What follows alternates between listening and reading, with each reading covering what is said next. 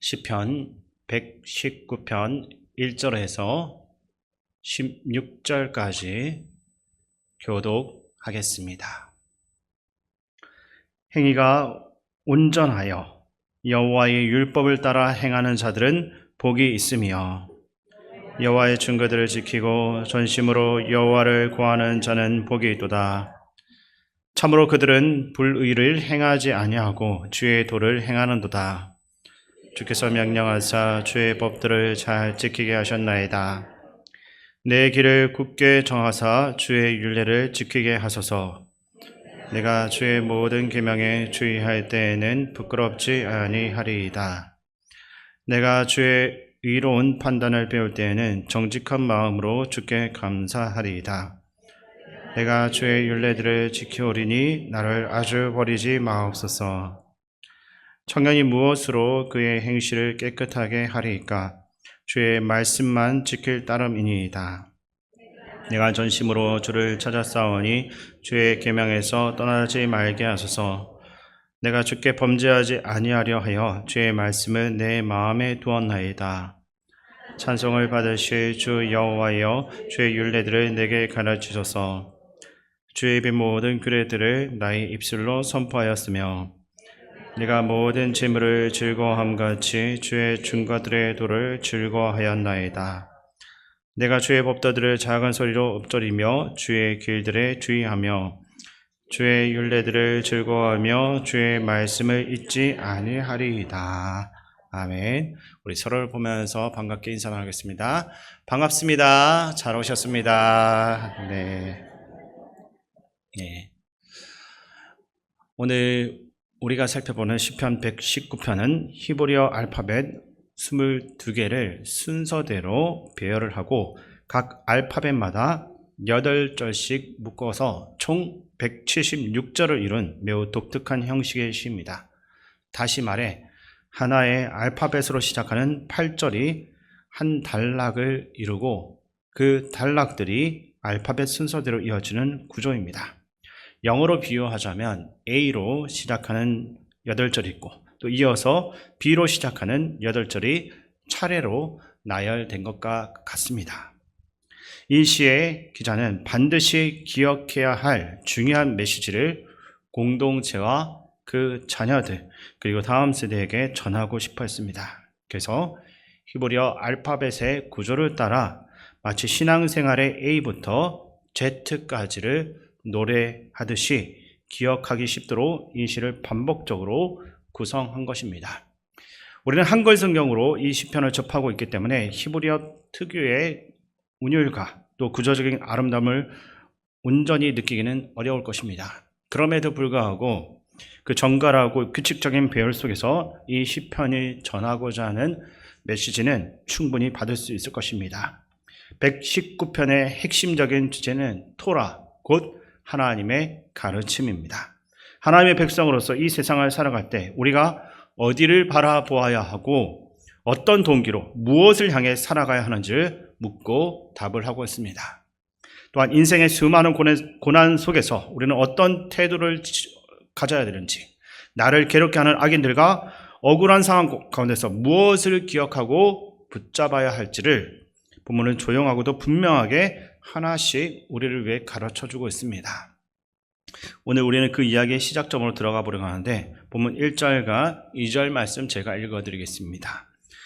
행위가 온전하여 여호와의 율법을 따라 행하는 자들은 복이 있으며 여호와의 증거들을 지키고 전심으로 여호와를 구하는 자는 복이 있도다. 아멘. 본문은 복이 있도다라는 선언으로 시작되고 있습니다. 히브리어 원문에서도 이 단어가 가장 먼저 등장하고 있는데 이 시의 문을 여는 첫 번째 단어가 바로 복입니다. 이것은 시인이 신앙의 A부터 Z까지 펼쳐가기 위해서 가장 먼저 알아야 될 것은 복이라는 사실을 보여주고 있습니다. 복에 대한 올바른 이해가 없다면 신앙의 여정을 시작했을 때 그 이후의 모든 삶은 어쩌면 하나님과는 완전히 엇갈린 길을 걸어갈 수도 있기 때문입니다.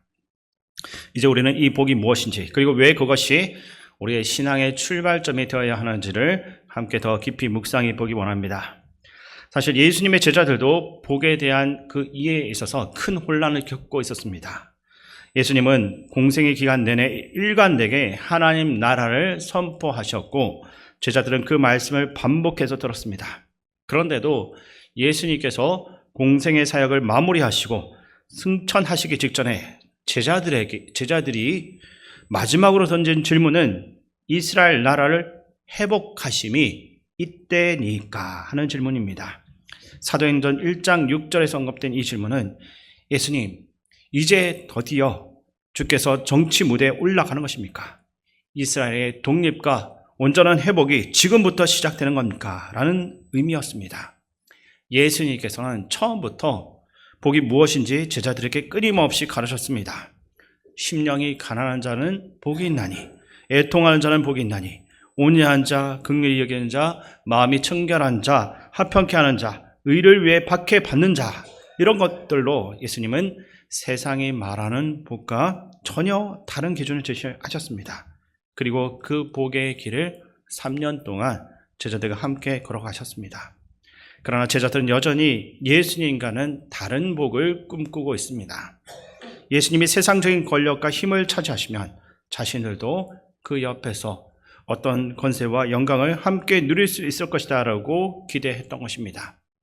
바로 이런 맥락에서 오늘 본문인 시편 119편은 우리에게 다시 한 번 더 질문을 하고 있는데, 너희는 과연 무엇을 복이라 여기며 살아가고 있는가 하는 겁니다. 1절과 2절 말씀은 말씀을 따라가는 것, 여호와를 쫓아가는 것, 그의 계명에 순종하며 사는 것이 복이라고 합니다.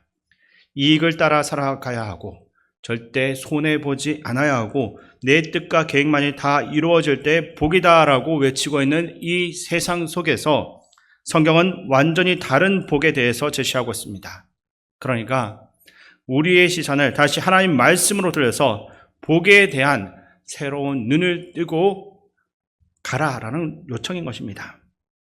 그렇다면 이 새로운 복에 대해서 깨닫게 된 사람이 걸어가는 것은 그 길은 어떤 길이겠습니까? 본문 3절에서 5절까지 말씀을 우리 함께 읽겠습니다. 참으로 그들은 불의를 행하지 아니하고 주의 도를 행하는도다. 주께서 명령하사 주의 법도를 잘 지키게 하셨나이다. 내 길을 굳게 정하사 주의 율례를 지키게 하소서. 아멘. 시편의 기자는 분명히 말합니다. 많은 사람들이 복이라 여기는 그것이 길이 아니라 좁고 어렵지만 생명을 위한 그 길을 걸어가게 해달라라고 기도하고 있습니다. 잠언 14장 12절을 보면 어떤 길은 사람의 보기에 바르나 필경은 사망의 길이다라고 나와 있습니다. 우리가 걸어가고 있는 이 길, 처음엔 참 좋아 보일 수 있지만 그 끝이 완전한 죽음으로 이어질 수 있는 길이 된다는 겁니다. 즉 복이란 우리가 생각하며 선택하긴 했지만 결국 상처 후에만 남는 경우가 많다라는 것입니다. 그래서 시편 기자는 6절에서 이렇게 고백합니다. 그 말씀을 제가 읽어드리겠습니다. 내가 주의 모든 계명에 주의할 때에는 부끄럽지 아니하리이다. 아멘. 여기서 말하는 부끄럽지 않다, 단순한 감정을 나타내는 것이 아니라 수치심과 후회로부터 완전히 자유하다라는 것을 의미하고 있습니다. 아담과 하와가 선악과를 먹은 후에 처음으로 느낀 감정도 바로 수치심이었습니다. 하나님의 시선을 의식하며 살고 있는 사람은 그 말씀을 어긴 후에 오히려 사람들의 시선에 갇히게 됩니다. 그것이 바로 부끄러움의 본질이었습니다. 그러나 하나님의 계명을 따라 살아가는 사람은 하나님의 시선 안에서 부끄러움을 모르게 되며 사람의 평가로부터 자유로워질 수 있습니다. 이것이 진정한 복을 누리는 삶일 것입니다. 우리 모두가 언제나 하나님의 시선을 의식함으로써 사람의 시선에서 자유로운 참된 기쁨을 다 함께 누리기를 소망합니다. 이어서 본문 7절과 8절 말씀을 함께 읽겠습니다. 내가 주의 의로운 판단을 배울 때는 정직한 마음으로 주께 감사하리다. 내가 주의 율례들을 지키오리니 나를 아주 버리지 마옵소서. 아멘. 여기서 중요한 거는 판단은 내가 내리는 것이 아니라 하나님의 의로운 판단을 배우는 것이다 라는 사실입니다. 이것과 관련해서 예수님께서 비유로 들려주신 말씀이 있습니다. 바로 가라지와 알곡의 비유입니다. 어느 날 밭에 가라지가 함께 자라고 있는 것을 본 종들이 말합니다. 주인님, 이 가라지를 지금 당장 뽑아야 합니까? 종들의 눈에는 그 판단이 옳아 보였던 것입니다. 겉으로 보기에 해롭고 아무 쓸데도 없어 보이는 그 가라지를 당장 제거하는 것이 당연했습니다. 하지만 주인의 반응은 다릅니다. 그냥 두거라. 추수 때까지 함께 자라게 두거라. 왜 그렇게 말했겠습니까? 주인은 땅 위의 모습이 아니라 땅 아래에 있는 뿌리까지 다 보고 있었기 때문입니다. 눈에 보이지 않는 뿌리, 그 안에 있는 복잡한 문제들, 사람의 눈으로는 섣불리 판단할 수 없는 영적인 깊이를 잘 알고 계셨기에 주님은 가만히 두라라고 하셨습니다. 그래서 시편의 기자는 이 말씀을 깨닫고서 내가 주님의 길을 따라 살아가고 말씀에 순종함으로 표면적 판단이 아니라 하나님의 의로운 판단을 배우게 되었습니다라고 고백한 것입니다. 예수님이 오시기 전부터 이러한 고백을 했다는 건 참 놀라운 것입니다. 이것이 바로 히브리어 알파벳의 첫 번째 글자인 알렙으로 시작하는 8절, 즉 첫 번째 연의 마지막 부분입니다.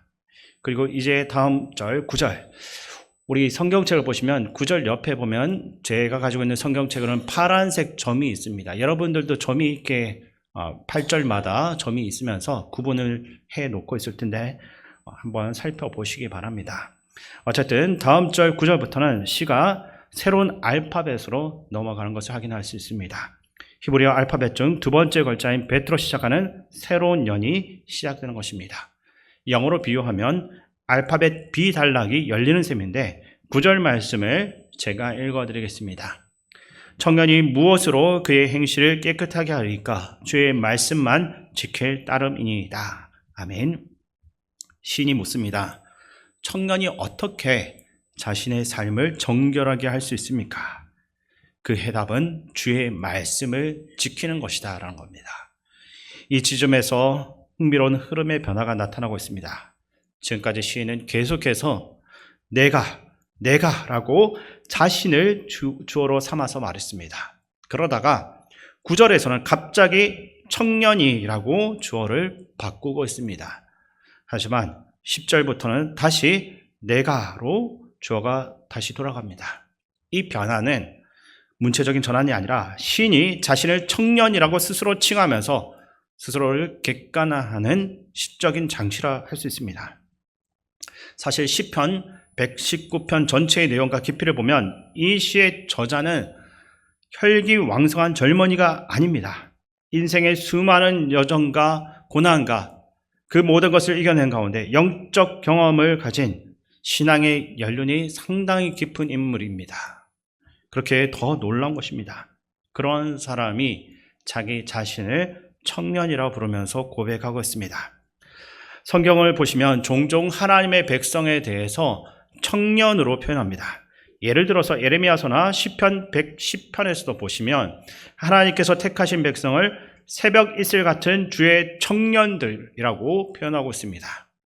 이처럼 시인은 자신을 청년으로 지칭함으로써 하나님의 말씀 앞에서 언제나 배우는 사람으로 서 있다는 것을 고백하고 있습니다.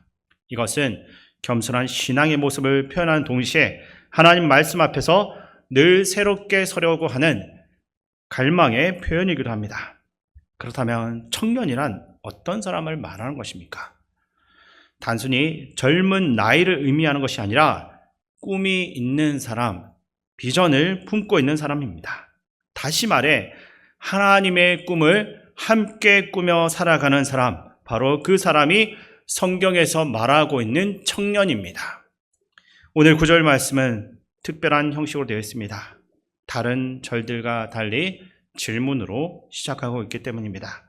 시편 119편 총 176절 가운데 질문의 형식으로 된 9절은 오늘 읽은 9절, 그리고 내가 어느 때까지 살아야 하리까? 라고 묻는 84절 단 두 곳뿐입니다.